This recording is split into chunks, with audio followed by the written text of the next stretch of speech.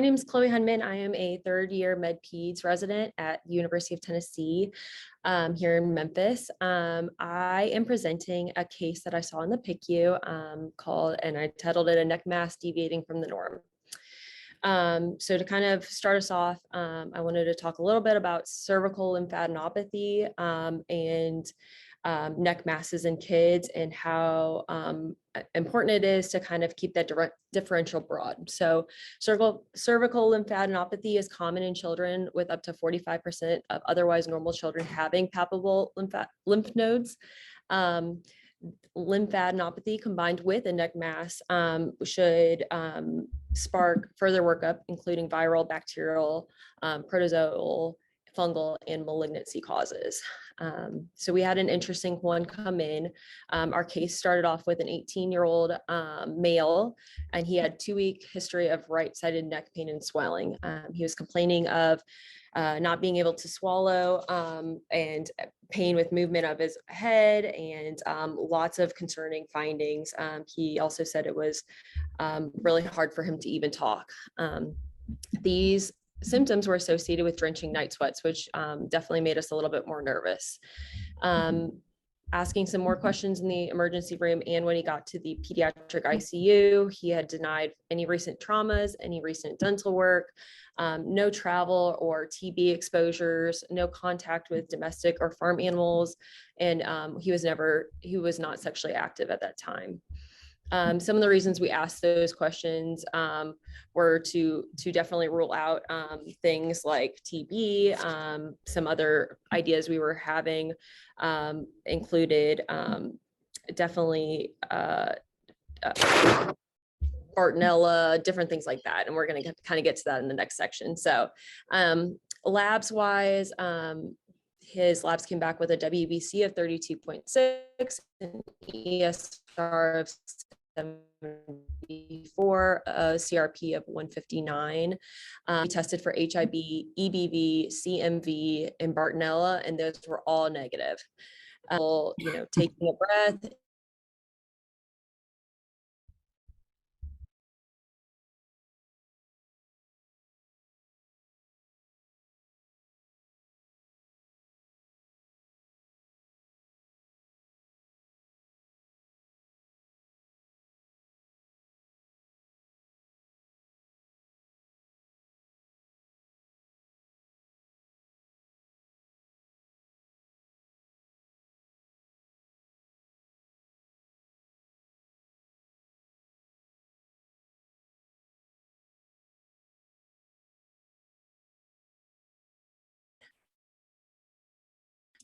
Hopefully. Can you all still see the screen okay? I can't see your screen right now. Oh, no. I think it restarted. Hold on. Yeah, I think it did. You're all good.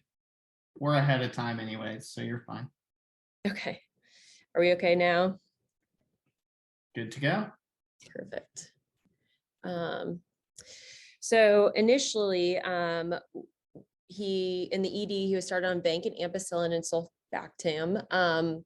So Vanc in unison, kind of thinking that, most of neck masses are either strep or staph sources. And so we were covering for MRSA, we were covering for anaerobes in the mouth, gram positives and gram negatives. ENT was consulted emergently, and they took him for incision and drainage. And they noted in their operative report that he had 120 cc's of purulent output. After he got back from the OR for IND, his antibiotics were narrowed to clindamycin. Again, I think more so along the lines of thinking that this is most likely a staph or strep, like bacterial abscess. However, 3 days later, he experienced reaccumulation of the fluid in his neck, and antibiotics were brought into ceftriaxone, Vanc, and Flagyl. Kind of thinking again at this time, broadening back to get good anaerobe coverage. At the repeat drainage, they actually took a lymph node biopsy just to make sure that we weren't missing some other pathology. And it just revealed hyperplasia and no concern for cancerous like a malignancy or anything like that. Transoral wound cultures ended up growing coag rare negative staph, rare strep viridans, actinomyces, and fusiform bacterium. Interestingly, his serum histo antigen returned positive at this time as well. So we were very concerned that this could also be an acute histo infection. He was started on a 6-week course of amoxicillin clavulanate and itraconazole, and he dramatically improved.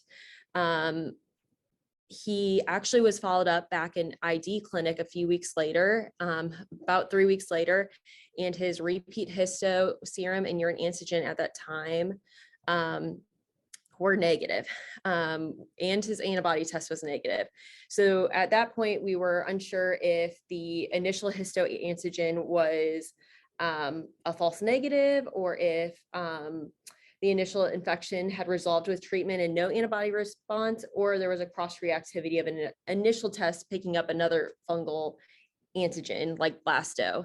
And so at that time, the ID clinic sent off a urine test for blasto, which was also negative.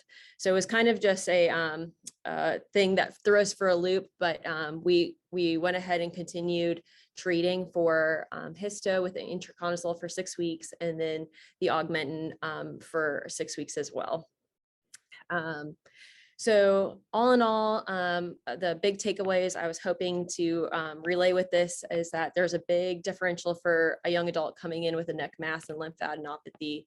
One of the things what important to keep in mind is that young adults can have STDs that can be causing things like neck masses like this, like such as syphilis. That was also on our differential. But if actinomyces is considered a definite diagnosis, requires surgical biopsy. Imaging, unfortunately, is non-specific for actinomyces. Actinomycosis is a commensal organism in humans, but it becomes invasive when it penetrates the subcutaneous tissue. So it's normally found in your mouth, but in times when it is invasive, it can penetrate into the subcutaneous tissue like this patient. So I think that's pretty much it. If anybody has any questions, I'll open it up. Yeah, we do have one question, and that's going to be, what did the physical examination and/or CT scan of the neck show after systemic treatment? Yeah, so we actually didn't repeat a CT scan after the 6 weeks total of antibiotics and the itraconazole. However, his physical exam was significantly improved. His lymphadenopathy had gone away, and there was no longer a fluctuant mass on his right side.